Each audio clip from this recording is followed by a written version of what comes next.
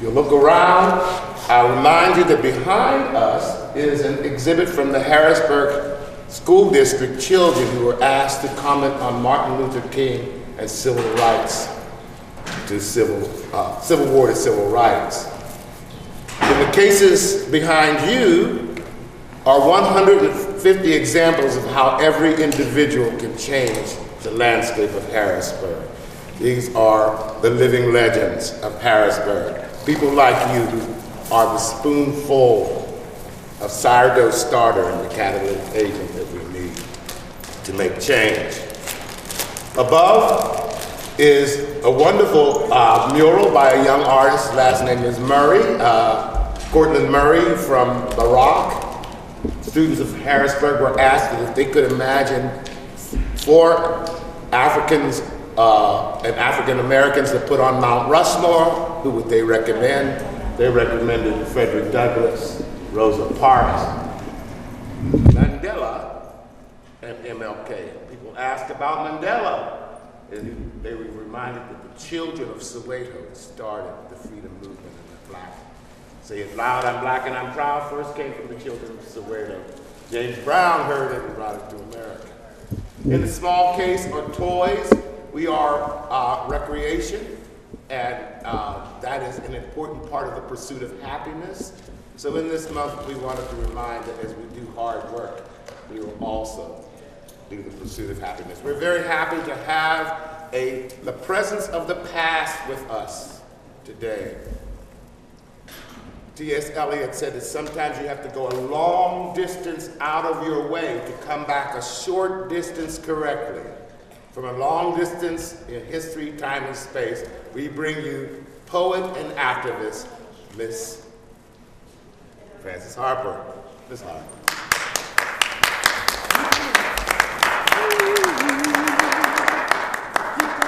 Good day, good day.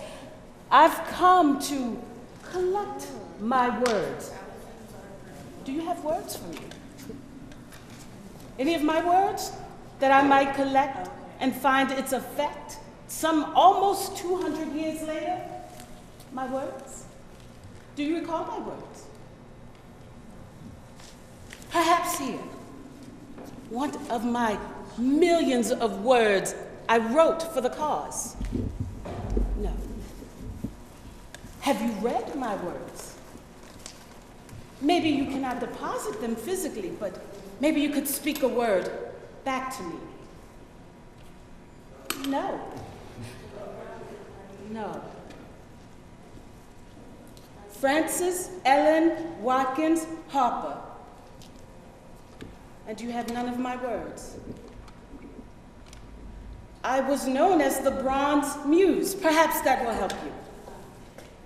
Mother of African American literature. And you not contribute to my words? I gauge from your faces that you do not have one thought of who I am. Well, may I spend a few moments to acquaint you with me. Frances Ellen Watkins Harper. 4 names, very important. Because I have a name, 4 of them, in fact. Born in Baltimore, Maryland, a free person of color. And I was born to a mother that I did not know, for at age 3, she had perished when I was 3. And my father, well, I was a mulatto, so you understand my relationship with my father. There was none. He was white. And although I was from a free lineage, that did not matter. But I was blessed because my uncle, Watkins, he helped me. He educated me. He actually owned the Free Negro Academy. And I was educated there until I was 14. I learned my numbers. Yes. I learned that if you would replicate 12 in a series of 10 repetitions, that would equate to 120. Yes. I learned Greek and Latin. E pluribus unum, et rei publicae, pro quas stat, une nationi, Deo ducente, dum devindendat, cum libertate, justeriaque omnibus. Uncle? I did well in academics. Oh, do you not know? That was the Pledge of Allegiance in Latin. He taught me to love words, but to love people more. Although I was privileged, I still was very well acquainted with the plight of my enslaved brothers and sisters. Born in 1825 in Baltimore, Maryland, quite close to the docks, I was well acquainted with the sounds,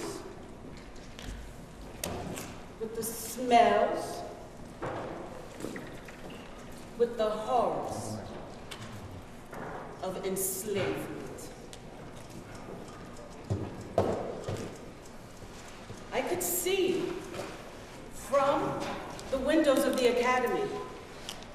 I could hear the sounds of indignation, injustice, and unrighteousness. As my enslaved brothers and sisters were whipped, were abused, as families were torn apart, my uncle instilled in me,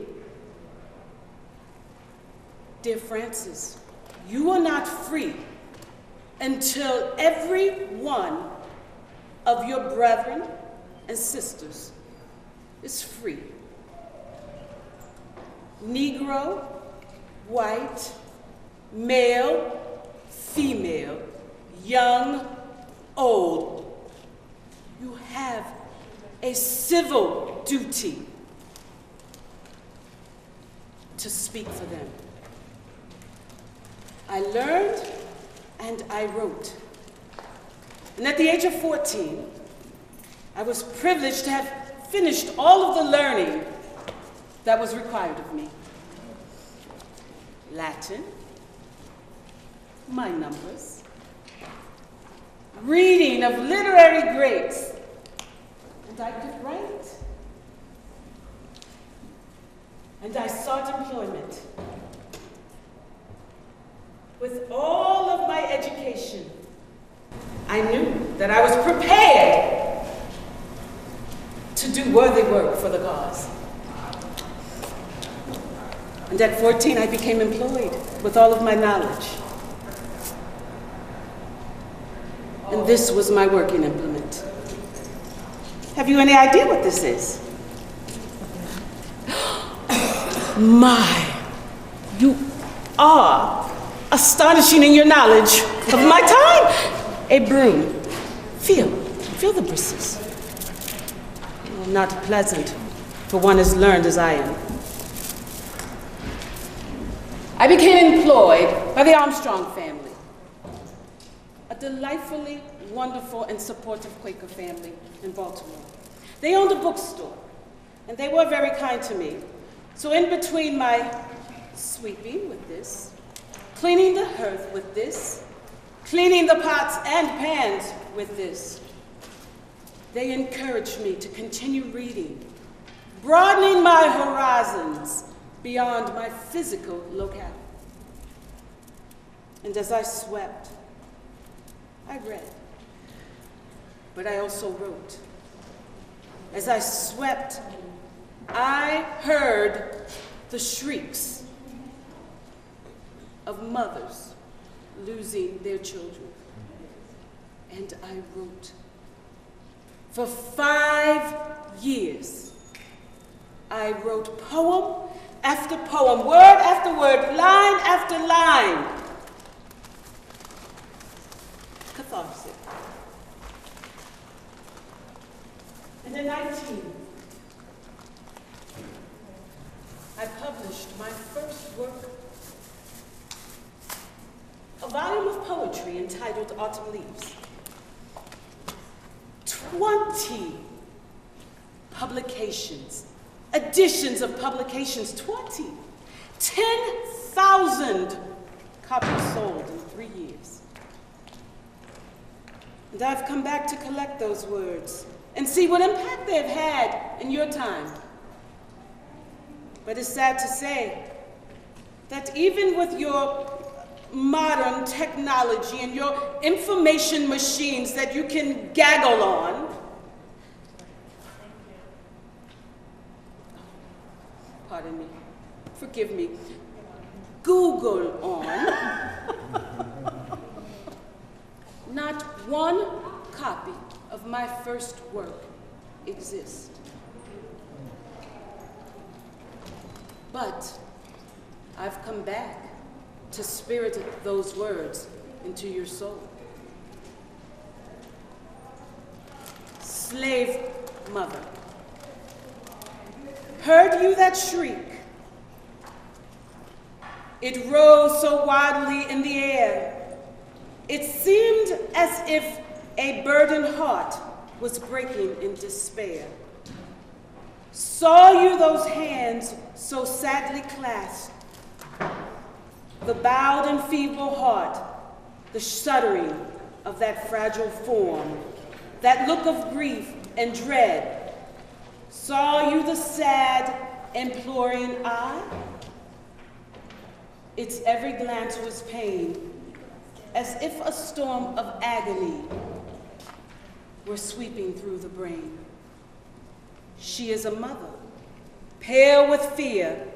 Her boy clings to her side, and in her kirtle vainly tries his trembling form to hide. He is not hers, although she bore for him a mother's pain. He is not hers, although her blood is coursing through his vein. He is not hers, for cruel hands may rudely tear apart the only wreath of household love that binds her breaking heart. His love has been a joyous light that o'er her pathway smiled, a fountain gushing ever new amid life's desert wild. His lightest word has been a tone of music round her heart. There lies a streamlet blent in one. Oh, Father, must they part? They tear him from her circling arms, her last and fond embrace. Oh, never more her sad eyes gaze on his mournful face. No marvel then these bitter shrieks disturb the listening air. She is a mother, and her heart is breaking in despair. The slave mother.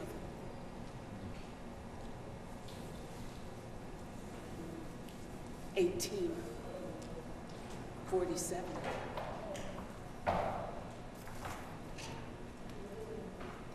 How could I stand and let this happen?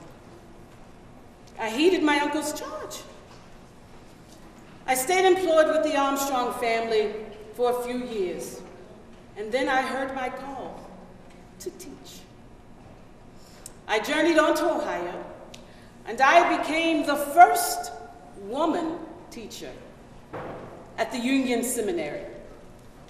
I believe in your time, you may know it as Wilberforce University. And I taught. I did not teach the words, but I taught sewing, household maintenance, all the things that a young woman desirous of being married, and mind you, I had no desire to be married, would need to know to build a strong household. But I also whispered in their ear, you have a job to do. You are a woman, you are strong. Let them hear your voice. Cry out. Because we shall not be buried in a land where men are slaves. And to those free women, they worked. And they built households based on those words. Make me a grave wherever you will, in a lowly place, or on top of a hill. Make it among earth's humblest of graves, but not in a land where men are slaves. My heart longed to return home, but it was 1850, and Congress had passed the Fugitive Slave Law of 1850, so I could not cross the Mason-Dixon line and go any further south back home, for I knew that there was a very strong likelihood that I would be captured, a free person of color, and sold into the recesses of slavery. So I took a teaching assignment not far from here in Little York. And you could literally step from north to south over the Mason-Dixon line. And that is where I started my abolitionist activities, helping and seeking, helping those that were seeking their freedom, freedom seekers, not escaped slaves. How can you escape from something that is wrong? Something so atrocious. They were not escapees. They were merely seeking their fundamental rights to be free. And I was going to help them. I worked with the likes of Frederick Douglass. We had our differences. Still the same cause. And even the Smiths. Surely you know Stephen Smith. Born here in Harrisburg. Built a real estate and coal empire in Columbia? Surely you all have traveled along the Wrightsville-Columbia Bridge. The only way to get from York County to Lancaster County. Well, my dear friend Stephen Smith gave the majority of funding, a black man, to have the original bridge built.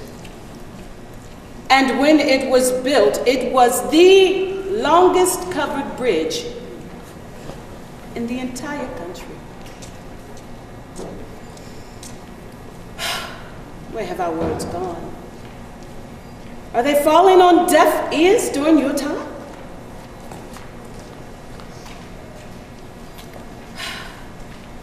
Swing low, sweet chariot, coming forth to carry me home. Swing low, sweet chariot, coming forth to carry me home. They thought the bridge was merely a means of transporting cargo and cattle.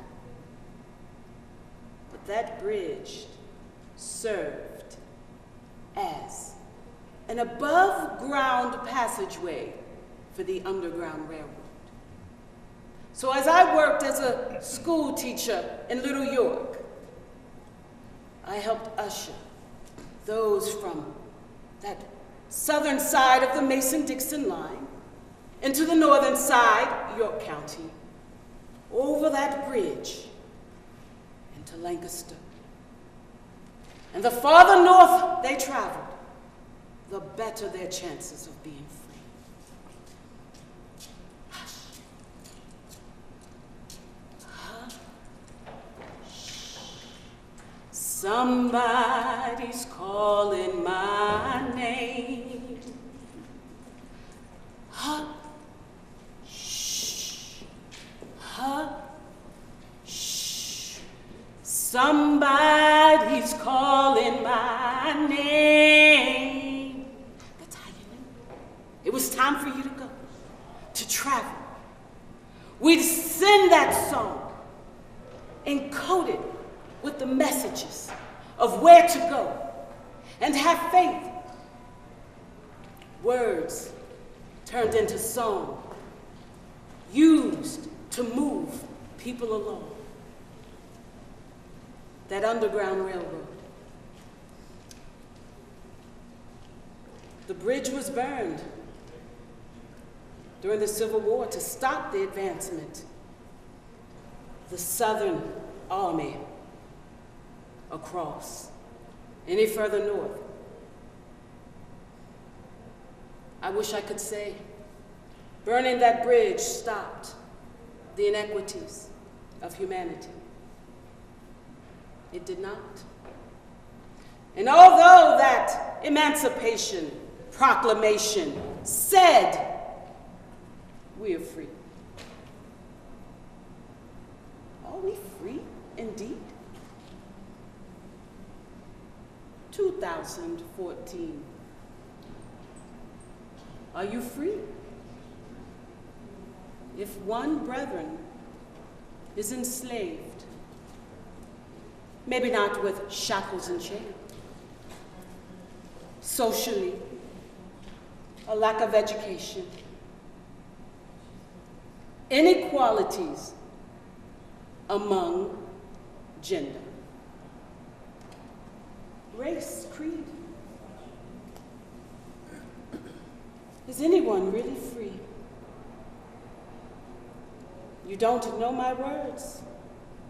Maybe you have forgotten.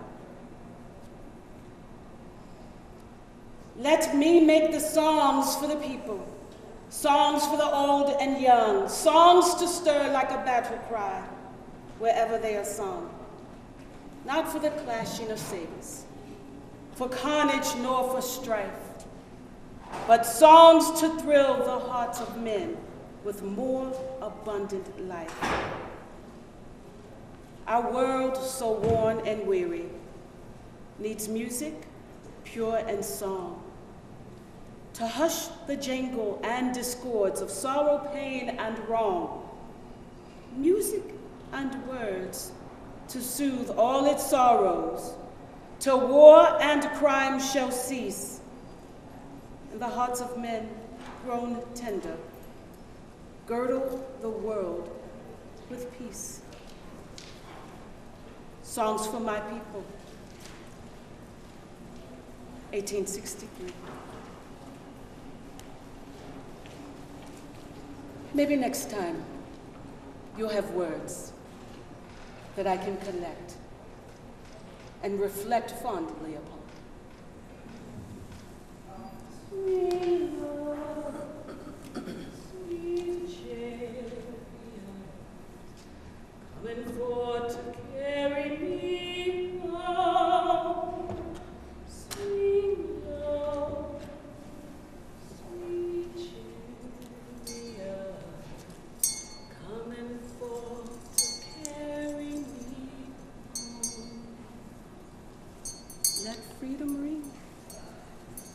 Let freedom ring. Let freedom ring. Safe journey.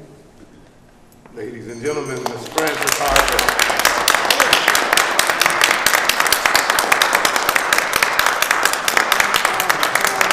Known to us also as the wonderful Sharia Bell. Ms. Harper, can you take questions, please? If you have some questions from this side of history to that side of history, please address him to Ms. Harper at this moment? Yes, sir. How old were you when you were inspired? I would say really inspired. That happened during my 12th year when I really became aware, because of my physical proximity to the docks, the slave trading in Baltimore, and being able to hear and see and even smell the slave trading. My heart was pricked, and I began to write. And 2 years from there, my formal education had concluded. So I was really able to have authority with words and write more of what I was feeling. Another question from Ms. Harper? Yes, I ma'am. was curious, your uncle, was it your father's brother or your mother's brother? Actually, it was my mother's sister's husband, Wilbur Watkins, and free family, born free as well, and felt actually a calling. It was Reverend Watkins, the AME Church, and out of his ministry and partnership with others of the, what they would call the elite in the community, established the school, the Academy for Free Negro Youth. Ms. Harper, you mentioned briefly your discourse with Frederick Douglass. Could you expand on that, please? Women were still, that is towards the later part of the 1800s, when slavery had been abolished. I became a strong voice. Some would refer to me as an agitator, but a champion for women's rights. And in the Congress, there was only one seat reserved, sitting seat for color. And I took the seat. Frederick Douglass asked me to give up the seat so that he could sit, a male, more worthy, and I refused to. He did not appreciate that, to put it mildly. But I believe you still conquered the seat for a quarter of a century. Ms. Harper. Yes, sir. Oh, wait, it's filled with questions, but I'll ask one. Did you support at least initially, the African colonization movement and the No. Because that would have been a source of great contention at the time. It was very heated debate and a source of tension, but no, I was not a supporter of colonization. We are here. We, as a people, have nurtured and built this country. The economy of tobacco and cotton and sugar and textile, I felt they were built on my people's backs, and we should be able to stay here and be free and given equal opportunity. And my uncle shared those same views. So I did not want to be shipped off or have my people shipped off and separated and forgotten about and not recognized. Yes, sir. At that time, the Mason-Dixon line was Pennsylvania, Maryland? For the geography of it, if you would draw that imaginary line, Pennsylvania was north and a free state, and Maryland was south of the Mason-Dixon line, a slave state, but had one of the largest population of free colors at the time. Being in York County. Being in York County, I was north, Little York. I taught in Little York in York County. But that was north of the Mason-Dixon line. Yes. It's only a matter of 18 miles. A step or two. Yes. Ms. Harper, this gaggle will Google Frances Harper. I shall try to remember that. This gaggle will Google Frances Harper. We invite those who are watching us on Channel 20 to do the same. Hopefully the next time you come to our great presence, we will have words, not only of adulation, but your great words to echo back. Thank you very much for coming to City Hall. May I present you to the mayor and first lady. We close this program as we continue to open the city's house to you. Our next brown bags are March 7th, when the Poet Laureate of Harrisburg, 2014 Poet Laureate Rick Kern, will speak to us in this space. And then on March 21st, we'll go back a bit and look at Poet Laureate Nate Gatson and his Writers' Workshop, who will speak to us. So until then, please gather in your homes and in the city's home here at City Hall. I'm Linwood Sloan on behalf of Mayor Eric Poppenfuss. We thank you very much.